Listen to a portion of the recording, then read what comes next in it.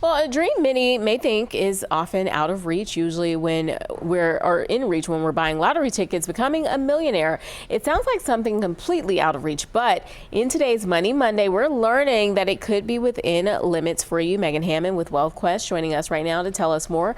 Megan, thanks so much for being here. Thanks for having me. I'm sure a lot of ears are perked up. People want to know, is it possible for the average American to become a millionaire today? Yes, absolutely. Right? Okay. I think in a time where a lot of our money conversations feel like they bring up frustration rather than hope, I really want people to hear me when I say it is absolutely possible.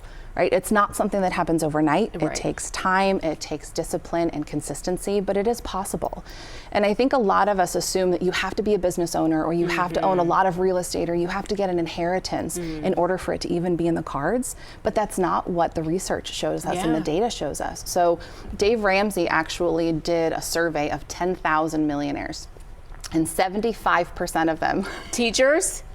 Well, yeah. So he talks about like the five industries that most millionaires millionaires come but from. No, that's a really great one. This is actually a different one.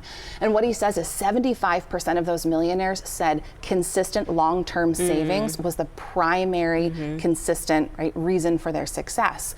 But 79% of them received zero inheritance. Wow. And a third of them made less than $100,000 a year for their entire career. Yeah. And so we're seeing people do it. And I think that gives us a lot of hope that we can too. That is very encouraging. And I sprouted out teachers because I was watching a clip of his podcast, and he was saying most of the people that he has followed that are millionaires, they built that and they are teachers. Yes. And so we hear a lot, of course, with teachers being underpaid, but that's encouraging for people to know that can chip away at it one by one and be a millionaire. Yes, it's that consistency. So there are a lot of pieces that go into it.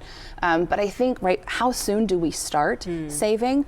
And do we have a consistent, disciplined process for saving over the long term? Yeah. That's more important than the actual amount that we make, right? So if we have a 25-year-old, and I'm going to assume they make, they have a 9% rate of return. Yeah. On average, they have to save about $240 a month to be a millionaire at 65, right? If we wait until we're 35 to start saving, that savings number jumps up to $590 a month. Yeah. At 40, it's almost $1,000, and at 50, it's $3,000, right? So time really matters for us, and it's because of this concept of compounding interest. And the idea is, we put money in and our money makes interest, and then our interest makes interest, and our interest on our interest makes interest. And so our pile of money grows exponentially because our money starts working for us.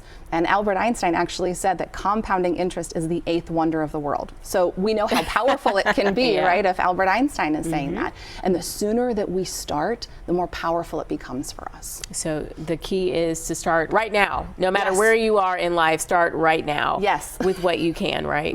All right, Megan Hammond from Wealth Quest, thanks so much for joining us and giving us this little bright piece of information as the holidays approach and people are probably going to compound that debt. Absolutely. Thank you so much. Megan, thanks so much.